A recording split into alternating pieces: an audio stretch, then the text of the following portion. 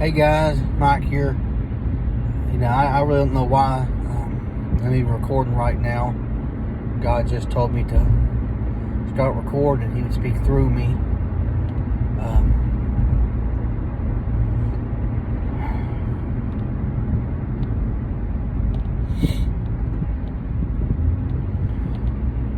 In life, there's only one thing that is promised. Only one thing that's guaranteed. That's death. It's the one thing that we all have in common. Is that one day we will all leave this world. We will all face God. And through that, knowing that's one thing we have in common, that should be the only thing that should bring us together. Because we can disagree on music, culture, beliefs, trends, whatever it might be. But one thing we all have in common is we're all going to die. So that should be the thing that brings us together. Listen, guys. Death is a real thing. We're all going to face it one day. No matter who you are, what your status is, how much wealth you got, who you know, who you think you know, who you think you are. No matter who you are, where you stay, or where you stand, you will die one day. It's not even a question. It's inevitable. It will happen.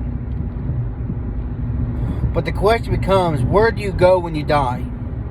What happens when you take your last breath? Are you reincarnated for eternity? Are you just staying in the ground? What happens? Or do you meet God? Or do you have to give an account for your life that you lived in your body? You got to give an account for everything you've done and the things you didn't do.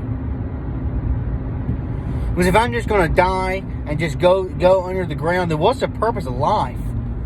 Who cares what I do? What's the purpose of getting up, going to a job, being nice to people, trying to follow the law? What's the point if all I'm going to do is die and there's nothing left?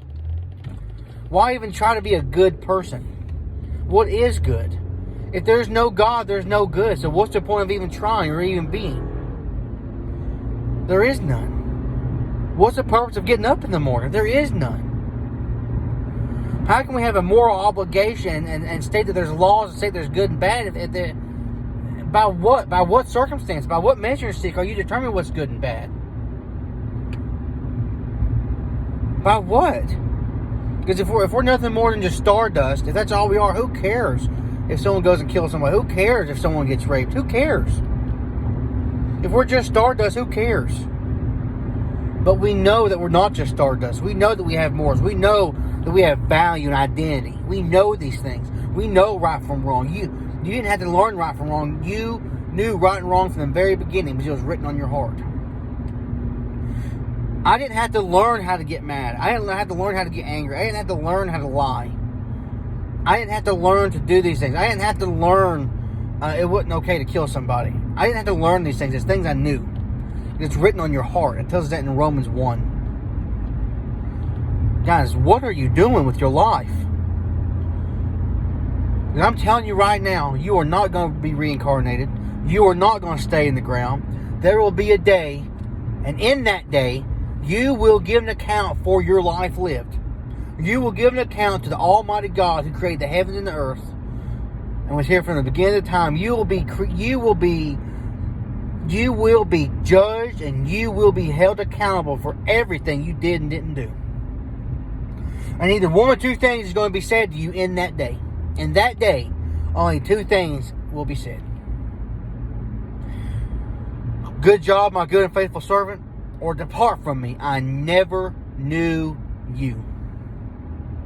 No matter how you twist it, no matter how you turn it, them are the only two options, only two roads at the end of life. You either meet him as your father or you'll meet him as your judge. But I am telling you right now that death is inevitable. You will die just like me. Your next breath is not promised. Don't be that guy who is jumping out of an airplane without his parachute. Guys, your next breath isn't promised, what security do you have for your afterlife? That's the question today.